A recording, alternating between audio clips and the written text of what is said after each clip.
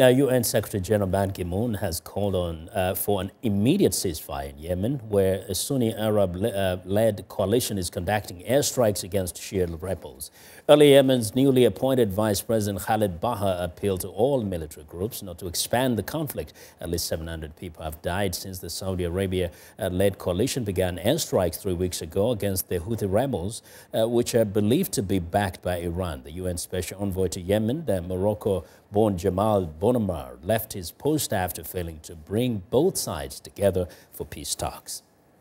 Well, Italian police arrested 15 African men suspected of throwing about a dozen Christians from a migrant boat in the Mediterranean Sea on Thursday as the crisis off the coast of southern Italy intensified. Police in the Sicilian capital Palermo said they had arrested the men from Ivory Coast, Mali and Senegal after survivors reported they had thrown 12 people to their deaths and threatened other Christians. The 15 were arrested on charges of multiple homicide motivated by religious hatred. The International Organization for Migration estimates around 20,000 migrants have reached the Italian coast this year, fewer than arrived in the first 4 months of last year, but the number of deaths has risen almost ninefold. Now, the World Bank is offering another $650 million to help Guinea, Liberia and Sierra Leone recover from the devastating Ebola epidemic.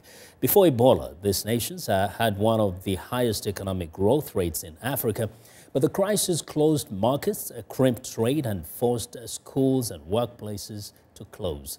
In a World Bank meeting, the presidents of the three nations thanked international organizations and other nations for sending millions of dollars and thousands of people to help fight the epidemic.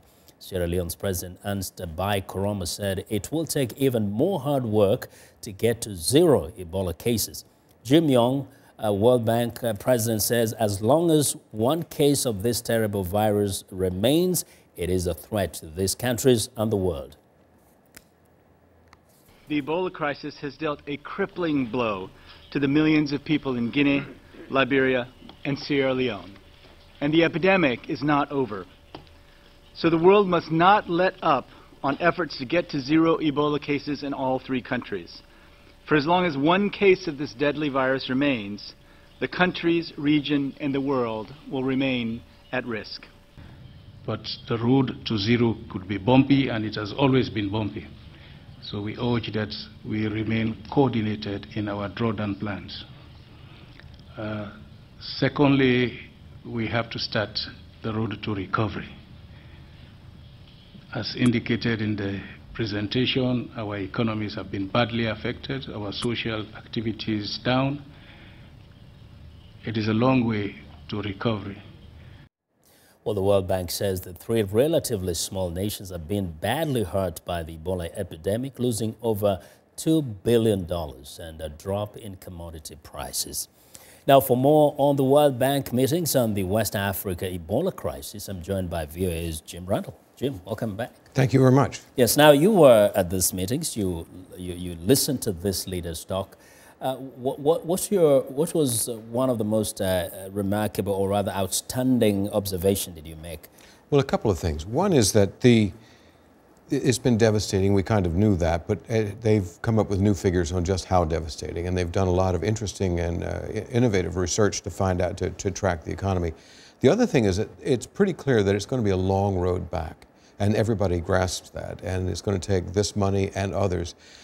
It was sort of encouraging to see not just the World Bank, but many other organizations sitting around this big table coming up with more money and trying to come up with ways to restart the economy, because they see that as a way to build the kinds of things that will prevent another outbreak. Yes. Now, one thing one wonders is, was there, from what you hear them saying, any sense of preparedness, especially structurally, from the economic front?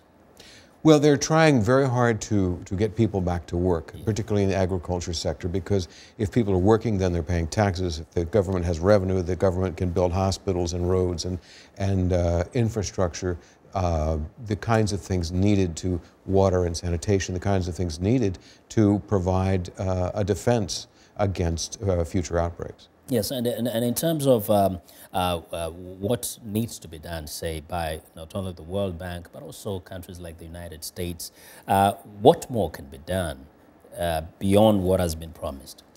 Well, they've promised a lot and they've done a lot, but there's a huge amount yet to be done. I think it's pretty basic, though. I think it's basically get the economy going, get people back to work, and do something to rebuild confidence so that foreign investors and foreign companies will come back and hire people. Once the economy is going, there'll be enough revenue to build waterworks and hospitals, which are desperately needed.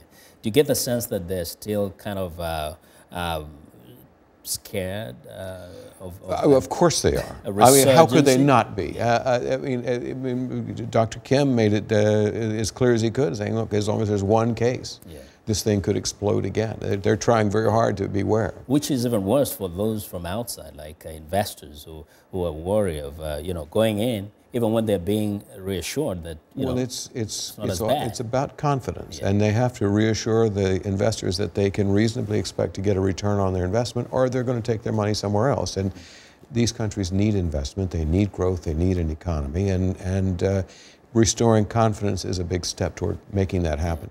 And then going back to rebuild the structures that have been seriously damaged, including the drop in commodity prices. How do you bring that up? Well, that's the whim of the market. I mean, there's not that really has, that's not the fault or anything of these countries. It's just that a global slowdown has cut demand for their product. Yeah. Okay. So tell us what else do you think you would want to share out of your observations and coverage that I haven't asked you? I looked at these three presidents and they seemed exhausted, and like they'd been through a very, very difficult time, and of course they have. And how could they not be exhausted? But they're kind of. It just seemed like you just wanted to kind of fix them a cup of tea or something and help them out. You know? Yeah. Yeah, because it's kind of been going on. It looks like forever. It's been a very, very long. Well, it's more than a year, and it's been incredibly difficult for them. Wow. We just hope for the best. Jim, thanks a lot for My joining pleasure. us today. Our viewer is Jim Randle.